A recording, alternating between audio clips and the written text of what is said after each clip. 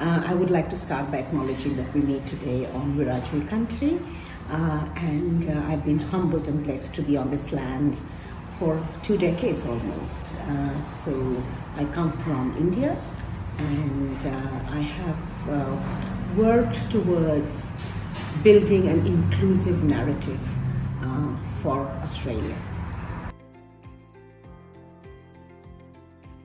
So in my professional life, I was privileged to start a strategy in Dubbo called the Strategy to Reduce Violence Against Women.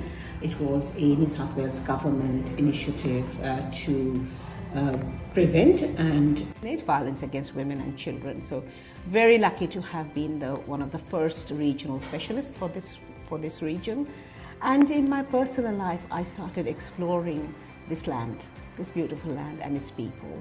And I came to know not only the indigenous community, but also the larger, I can say, settler community, which includes migrants, but also the wider Australian community. So that's been a sort of a discovery stage for me. And then I went on to trying to find how I could make a difference in this community. And I felt that the way to do that was to start conversations, creating spaces for conversations where people would get out of their comfort zone and try to learn, share, enjoy the beautiful cultures that are around this city. A colleague of mine asked me, when is your downtime? And I said, I don't know what that means. So typically I get up early in the morning, I try to go for a morning walk. I spend some time with my mother. She is 88 years old and I care for her, so she lives with me. So so I spend some time with her, and then I start my professional work, which is with the Australian government, and I work for Indigenous Affairs. So that is again a wonderful job of enabling leadership and enabling excellence in the Indigenous community and ensuring that they have a voice in every situation and at every decision table. And then, when I clock off, I also work as I'm the chairperson of a grassroots completely volunteer-based organization called Oreston. And again, over there we create a different space, a space where migrants can come together, and diversity is celebrated, and excellence in diversity is celebrated. And I try to create another voice around migration and how we adapt and include migration as part of the broader Australian story. And I also have a few positions on different boards. I'm passionate about education, so I sit on the board of the Central West Leadership Academy, and I've recently been asked to support the Macquarie Homestay. So things keep coming, and I keep trying to find the time to be part of a greater good. So I was very privileged to have had a deep and long friendship and connection with the regional development Urana, where I have worked both professionally and personally across many initiatives. And they actually were the ones who enabled an introduction to the connection table, and encouraged me to look at applying for a scholarship. And I said, I don't know if I'm deserving of that. And they said, absolutely. And so that made me sort of, okay, I'll check it out.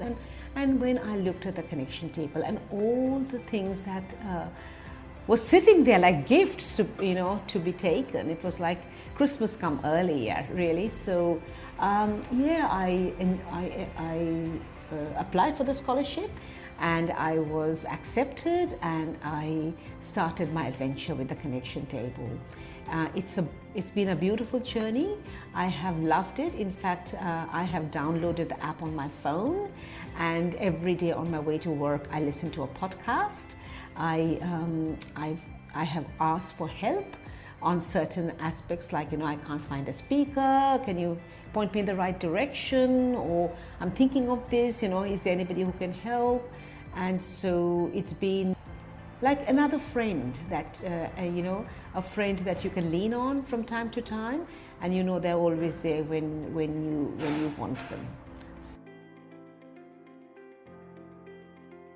Well, only recently, there are lots of them, but I'll just to tell you about the most recent one. I was asked to be an MC at the Reclaim the Night and I'm going, oh, I haven't done this ever. And I'm going, okay. And then I saw that there was something on MCing, and I'm going, oh my God, let me sign up to that. And so that's just an example of, how timely, I had help at hand when I just needed it.